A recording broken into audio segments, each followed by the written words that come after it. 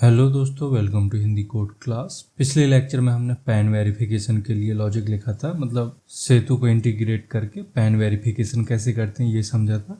अब आज हम आधार कार्ड वेरिफिकेशन से रिलेटेड लॉजिक लिखेंगे, उस पर बात करेंगे। तो चलिए शुरू करते हैं। अब यहाँ पे ये जो पैन कार्ड का लॉजिक लिखा है, मतलब पैन कार्ड वेरिफिकेशन से रिलेटेड जो लॉजिक है, इसमें क्या कर रहे हैं, वेब क्लाइंट का यूज करके एक्सटर्नल एपीआई कॉल कर रहे हैं। मतलब ये सेतु की एपीआई है, सेतु की एपीआई को कॉल कर रहे हैं इसके थ्रू। एंड इसके लिए आपको कोड में ही सारे हेडर, बॉडी, कंटेंट टाइप सब कुछ इसी के अंदर ही लिखना पड़ता है। ठीक है, मतलब जो हम आधार कार्ड वेरिफिकेशन के लिए कोड लिखेंगे वो भी इसी तरह का कोड होगा। अब यहाँ पे आप देख रहे हो कि मैंने हेडर लिख दिया है, यूआरआई दे दिया है, सब चीज़ें दे दी हैं, but content type and body ये दो चीज़ें यहाँ पे मिस कर दी हैं, तो उनको भी यहाँ पे ऐड करना पड़ेगा। उसके लिए आपको यहाँ पे लिखना पड़ता है डॉट कंटेंट टाइप, इसमें देना होता है आपको media type dot application Jason. ठीक, इसके बाद आपको देना होता है बॉडी, तो यहाँ लिखिए डॉट बॉडी वैल्यू, इसमें देंगे बॉडी। ये बॉडी क्यों? क्योंकि ऊपर आपने बॉडी नाम का वेरिएबल बनाया था जिसमें ये तीन चीज़ें सेट की हैं, पैन, कंसेंट एंड रीजन, तो वो सारी चीज़ें यहाँ पे आ जाएंगी।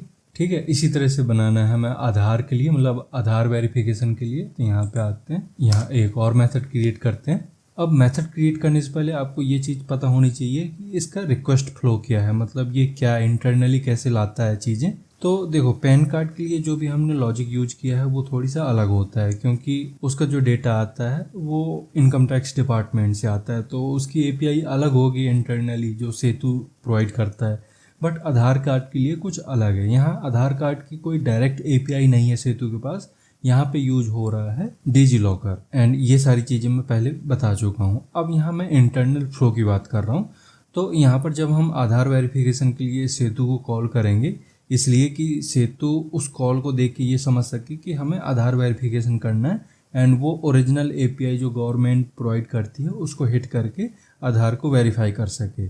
ठीक है, देन वो जो यूआरएल हमें मिलेगा उसको हम ब्राउज़र में टाइप करके हिट करेंगे तो वो डिजी लॉकर की साइट खोलेगी, और डिजी लॉकर में वो एक कंसेंट टाइप की साइट होगी, मतलब उसमें कंसेंट होगा कि क्या आप ये इन्फॉर्मेशन सेतु को देना चाहोगे या नहीं देना चाहोगे। तो इस तरह का होगा, उसको आप अलाउ करते हो एंड डॉक्यूमेंट सेलेक्ट करते हो। तो जैसे ही वो शेयर होता है, शेयर पे क्लिक करते हो या ओके पे क्लिक करते हो, तो वो सारी इन्फॉर्मेशन सेतु के पास आएंगे। अब हमें कैसे पता चलेगा कि स्टेटस क्या है, सारी चीज़ें सही है या नहीं है? तो सेतु इसके लिए हमें दूसरी एपीआई देता है, जिसके लिए हम फिर से यहाँ पे उनको एक्सटर्नल कॉल करके ये देख सकते हैं कि स्टेटस क्या आया है। तो इसके ऐसे 2-3 फेजेस होते हैं जिस पे हमें काम करना पड़ता है। इसका पैन कार्ड जितना इजी लॉजिक नहीं है, मतलब सेम है तो यही कोड, बट इसमें हमें सिर्फ एक एपीआई फायर करनी पड़ी। लेकिन जो डिजी लॉकर होता है उसके लिए हमें 2-3 एपीआई फायर करनी पड़ती है, मतलब रिक्वेस्ट के लिए अलग, स्टेटस के लिए अलग, एंड डॉक्यूमेंट अगर चेक करना है उसके लिए अलग। ठीक है, तो अभी हम जो ये एपीआई लिख रहे हैं, एपीआई लॉजिक लिख रहे हैं, ये डिजी लॉकर की रिक्वेस्ट क्रिएट करने के लिए है। तो यहाँ पे लिखिए public string create digi locker request. इसमें हमें कुछ भी इनपुट नहीं चाहिए होता है, हम सीधा बॉडी लिखेंगे इसकी। अब इधर भी आपको 2 चीज़ें करनी पड़ती हैं। सबसे पहले तो रिक्वेस्ट की बॉडी क्रिएट करनी होती है, देन हेडर, यूआरआई, ये सारी चीज़ें मैप करनी पड़ती हैं। तो बॉडी क्रिएट करने के लिए यहाँ पे मैप का यूज करते हैं। इसमें की होगी स्ट्रिंग टाइप की, एंड जो ऑब्जेक्ट होगा, मतलब वैल्यू होगी, वो ऑब्जेक्ट टाइप की होगी। देन इसका नाम दीजिए बॉडी। अब बॉडी सेट करने के लिए यहाँ पे कोई क्लास यूज ना करके हम यूज कर लेंगे मैप डॉट ऑफ का। इसमें की में सेट कर देंगे रीडायरेक्ट यूआरएल, एंड इसमें दे देंगे एक कॉल बैक यूआरएल, मतलब डिजी लॉकर जिस यूआरएल का यूज करेगा कॉल करने के लिए, मतलब जैसे ही यूजर कंसर्न अलाउ करता है एंड डॉक्यूमेंट सेलेक्ट करके शेयर करता है, तो डिजी लॉकर एक रिस्पॉन्स देता है, मतलब रिस्पॉन्स स्टेटस भेजता है जहाँ से उसको कॉल आई होती है। तो उसको बताना होता है कि किस यूआरएल पे आपको रीडायरेक्ट करना है, मुझे मतलब रिस्पॉन्स चाहिए, वो रिस्पॉन्स का यूआरएल उसे बताना पड़ता है। तो इधर हम एक यूआरएल दे देंगे http://localhost:8080। अब इसके बाद कोई एंड पॉइंट देना है जो कि अभी हमने बनाए नहीं है कॉल बैक के लिए, लेकिन हम कंट्रोलर में बना लेंगे। तो मान लीजिए जो हम कंट्रोलर में कॉल बैक एपीआई बनाएंगे वो होगी /kyc/callback। ठीक है, इसके बाद लिखते हैं रिटर्न स्टेटमेंट। तो रिटर्न, इसमें भी वेब क्लाइंट का यूज करेंगे, वेब क्लाइंट का डॉट पोस्ट यूज हो जाएगा। अब इसमें सबसे पहले सेट कर देंगे यूआरआई, तो डॉट यूआरआई, इसमें बेस यूआरएल तो देंगे ही, इसके साथ ही कंकैटनेट कर देंगे /API/DigiLocker। अब ये क्यों दे रहे हैं, तो आप जब डॉक्यूमेंट देखोगे सेतु का तो उसमें आपको पता चल जाएगा कि हमें इसके लिए एंड पॉइंट क्या देना है। ठीक है, इसके बाद हम सेट करेंगे हेडर, तो डॉट हेडर, इसमें सेट कर देंगे क्लाइंट आईडी। बट यहाँ पे आप देख रहे हो मैंने ऑलरेडी सारी चीज़ें दे रखी हैं पैन वेरिफिकेशन लॉजिक के लिए, तो इसी को हम यहाँ से उठा लेंगे Ctrl+C एंड यहाँ पे इसको कर दीजिए Ctrl+V, मतलब ये हेडर भी चाहिए हमें, इसे कर दीजिए Ctrl+V। अब हमारे पास क्लाइंट आईडी आ गया, क्लाइंट सीक्रेट आ गया, प्रोडक्ट इंस्टेंस आईडी आ गया। अब प्रोडक्ट इंस्टेंस आईडी इस डिजीलॉकर की अलग होगी। तो यहाँ ऊपर आप देखोगे तो हमने इसके लिए जो वेरिएबल लिया है वो ये है, मतलब इसके अंदर वैल्यू पड़ी है इसकी। इसको करिए Ctrl+C एंड इधर पैन प्रोडक्ट आईडी में इसे कर दीजिए पेस्ट। देन कंटेंट टाइप भी आपको यही चाहिए, बॉडी में इसकी बॉडी आ जाएगी। Then retrieve body to mono and block. ठीक है, इसको करिए सेव। तो ये आपकी एक डिजीलॉकर रिक्वेस्ट एपीआई तैयार हो गई है। अब नेक्स्ट एपीआई आपको स्टेटस के लिए बनानी है, मतलब हमें डिजीलॉकर का स्टेटस भी चेक करना पड़ेगा। तो यहाँ पे लिखिए पब्लिक स्ट्रिंग चेक स्टेटस। अब स्टेटस चेक करने के लिए हमें यहाँ पे भेजना पड़ेगा इसको एक रिक्वेस्ट आईडी, मतलब रिक्वेस्ट आईडी इनपुट देना पड़ेगा। तो यहाँ पे लिखिए स्ट्रिंग रिक्वेस्ट आईडी, देन इसके अंदर इसको कर देंगे पूरा रिटर्न। अब क्या क्या चीज़ें रिटर्न करनी है, तो यहाँ पे हमें यूज करना है फिर से वेब क्लाइंट डॉट, यहाँ पे गेट मेथड का यूज होगा। अब ये सारी चीज़ें मुझे कैसे पता है, तो आप जब डॉक्यूमेंट पढ़ोगे सेतु का अच्छे से तो आपको समझ में आएगा कि कौन कौन सी एपीआई हमें हिट करनी है एंड उनमें क्या देना है। वो गेट होगी कि पोस्ट होगी, क्या क्या चीज़ें, क्या क्या रिक्वायरमेंट है, कौन सी एपीआई में क्या इनपुट देना है, सारी चीज़ें वहाँ पे क्लियर दी गई हैं। तो आप उसे एक बार गो थ्रू करिए, उसे अच्छे से पढ़िए, देन आपको क्लियरली समझ में आ जाएगा कि एग्जैक्टली आपको करना क्या है। ठीक है, इसके बाद आपको देना होता है यूआरआई। इसमें सबसे पहले तो बेस यूआरएल, देन कनकैट करना पड़ेगा इसका एंड पॉइंट, मतलब ये जो चेक स्टेटस एपीआई है जो हमें सेतु प्रोवाइड करता है वो इसका कुछ अलग एंड पॉइंट देता है।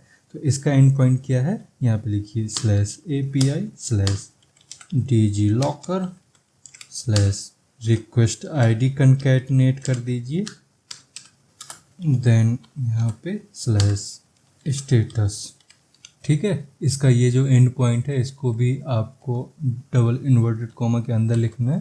ठीक, इसके बाद आपको हेडर सेट करनी है and retrieve mono and block, ये सारी चीज़ें भी देनी है। तो यहाँ पे हम कर देंगे इसको पेस्ट, क्योंकि यहाँ पे हमने कॉपी किया था तो हम फिर से कॉपी कर लेते हैं, इसी को करते हैं।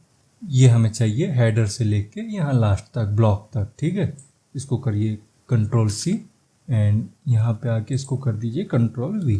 अब इसमें कुछ बॉडी हम नहीं भेज रहे हैं, मतलब बॉडी हमने सेट नहीं की, बॉडी की ज़रूरत भी नहीं है, तो इसको यहाँ से कर दीजिए रिमूव।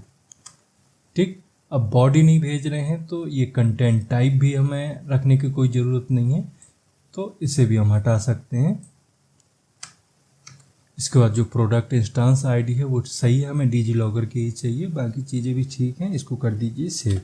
अब नेक्स्ट एपीआई हमें चाहिए डॉक्यूमेंट फैच करने के लिए, मतलब जो डिजीलॉकर होगा उसमें यूजर के मल्टीपल डॉक्यूमेंट हो सकते हैं, मल्टीपल चीज़ें हो सकती हैं एंड मल्टीपल चीज़ें वो शेयर कर सकता है। तो मान लीजिए उसने वहाँ से कोई और डॉक्यूमेंट शेयर कर दिया एंड आधार नहीं किया, तो फिर तो वो वेरीफाई हुआ ही नहीं। हमें चाहिए आधार। तो कैसे चेक होगा कि यूजर ने आधार वहाँ पे सिलेक्ट किया है या नहीं किया, मतलब आधार भेज रहा है वो डिजी लॉकर के थ्रू या नहीं भेज रहा है। तो उसके लिए भी एक एपीआई देता है सेतु, जिसका यूज करके हम चेक कर सकते हैं। मतलब अभी तो सिर्फ एपीआई कॉल होगी, बट कहीं पे हम चेक लगा के ये देख सकते हैं कि इसमें वैल्यू क्या आई है। ठीक है, तो इसके लिए फिर से यहाँ पे एक मेथड बनाइए, public string fetch Aadhaar, and इसमें भी हम देंगे रिक्वेस्ट आईडी, तो string request ID. Then external API call करने के लिए यहाँ पे सारी चीज़ें सेट कर देंगे, तो return web client dot gate.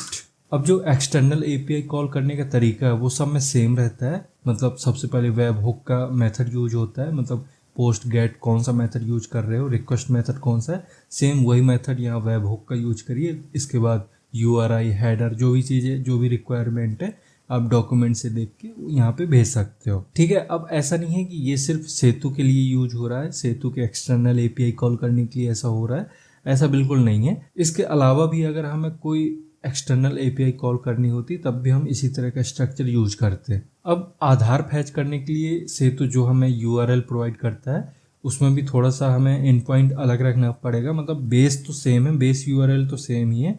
यहाँ लिखिए बेस यूआरएल, देन कंकैट कर दीजिए इसका एंड पॉइंट, जिसके लिए आपको लिखना होगा API/DigiLocker/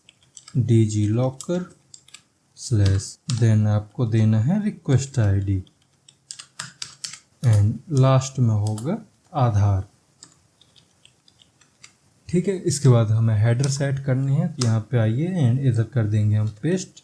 अब पेस्ट करने की वजह से यहाँ पे बॉडी वैल्यू भी आ गई, कंटेंट टाइप भी आ गया, तो ये सारी चीज़ें नहीं चाहिए हमें, तो इन दोनों को कर दीजिए रिटर्न, मतलब डिलीट। ठीक है, इसको करिए सेव।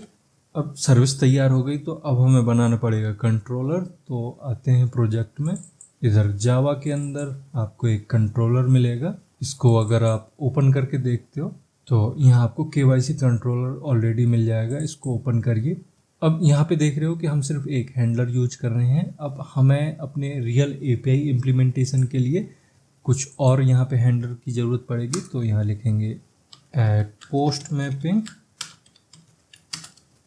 इसमें दे देंगे /verify pan। ठीक, इसके बाद यहाँ पे लिखेंगे इसका हैंडलर, तो यहाँ लिखिए पब्लिक रिस्पॉन्स एंटिटी, इसमें किसी भी टाइप का रिस्पॉन्स आ सकता है, इसको क्वेश्चन मार्क कर दीजिए। देन मेथड का नाम होगा वेरीफाई पैन।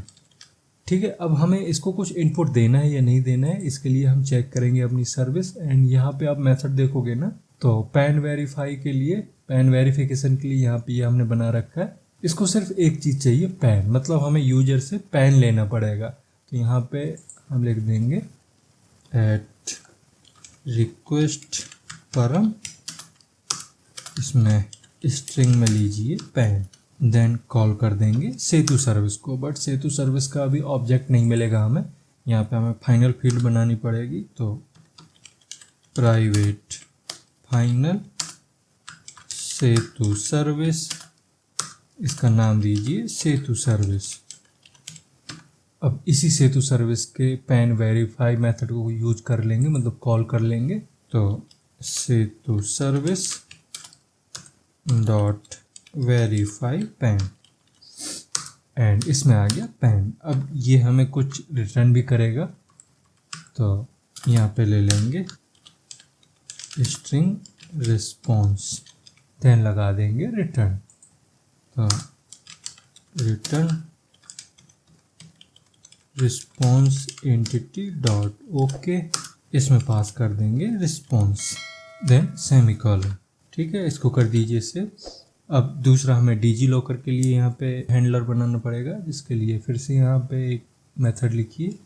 इधर सबसे पहले एट गेट मैपिंग, इसमें दे देंगे /DigiLocker, देन लिखेंगे हैंडलर, तो public response entity, then method का नाम।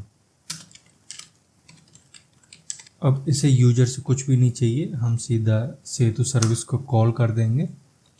सेतु service dot create DigiLocker request, and ये हमें कुछ रिस्पॉन्स देगा। तो यहाँ पे सेमीकोलन लगाने के बाद एक वेरिएबल ले लेंगे, स्ट्रिंग रिस्पॉन्स, देन इसी रिस्पॉन्स को कर देंगे रिटर्न। तो return response entity dot okay, इसमें दे दीजिए रिस्पॉन्स। ठीक है, अब हमें कॉल बैक के लिए भी एक हैंडलर बनाना पड़ेगा। तो यहाँ पे ये स्मॉल ब्रेसेस नहीं होना चाहिए, यहाँ स्मॉल ब्रेसेस क्लोज होना चाहिए। ठीक है, अब एक और हैंडलर बनाते हैं, गेट मैपिंग, इसमें देंगे स्लैश कॉल बैक। ठीक है, इसके बाद बनाइए मेथड। तो पब्लिक रिस्पॉन्स एंटिटी, इसमें आप स्ट्रिंग भी दे सकते हो, कोई प्रॉब्लम नहीं है। देन मेथड का नाम लिखिए कॉल बैक। अब इस हैंडलर को काम करने के लिए हमें 3 इनपुट देने पड़ेंगे, मतलब जो भी हम URL हिट करेंगे, URL फायर होगा, उसमें 3 चीज़ें होंगी। पहला तो रिक्वेस्ट आईडी होगी, दूसरी एक ट्रू या फॉल्स की वैल्यू होगी, मतलब ये बताएगी कि आपका जो स्टेटस है वो सक्सेस है या फेल है।